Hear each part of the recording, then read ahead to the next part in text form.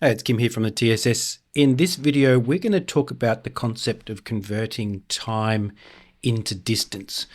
In bracket racing, we often talk about taking, 100th at the stripe or 5th hour at the stripe, but that's the time, but the distance actually changes depending upon the speed of your opponent.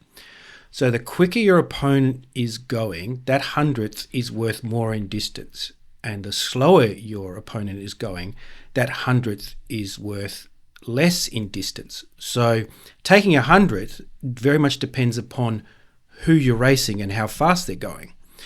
So to show you an example, I've used the generate feature to create this time slip here. So we've got a 480 dragster in the left lane and we've got a 7-second door car in the right lane. So if I want the dragster here to cross the finish line first by 100th of a second, I'm simply just going to change the reaction time here.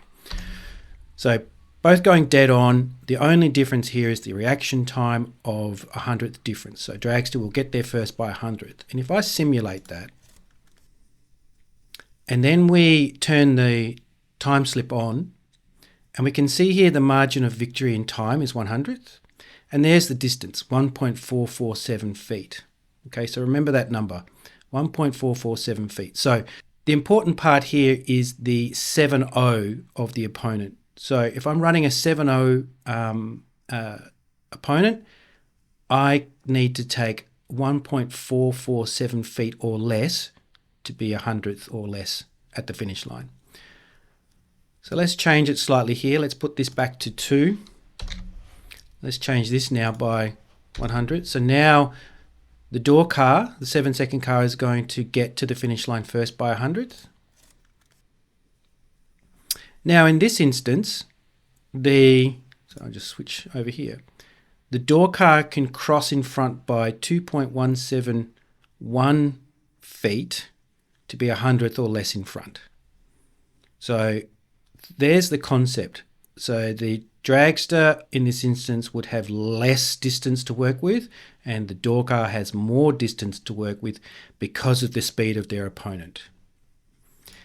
Now you could go through and create all of these combinations to try and work out how much distance that you can take and how much 100th is worth against different opponents, but I've created a handy chart that you can use. So I'll just open it here. So this first table is for 1/8 mile. So what does 100th of a second look like at the finish line against different ETs?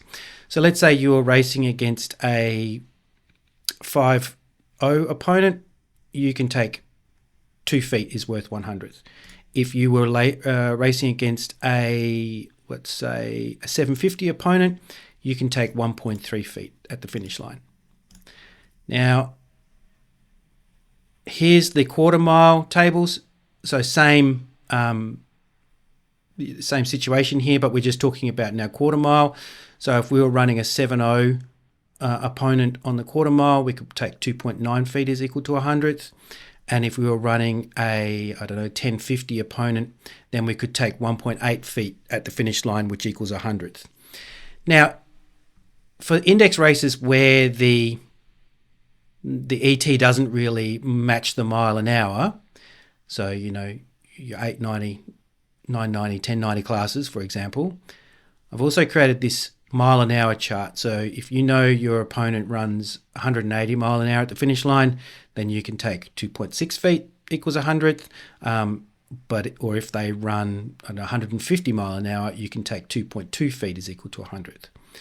So I hope that explains how the speed of your opponent determines how much stripe you can take, and that 100th is different depending on who you're racing. See you in the next video.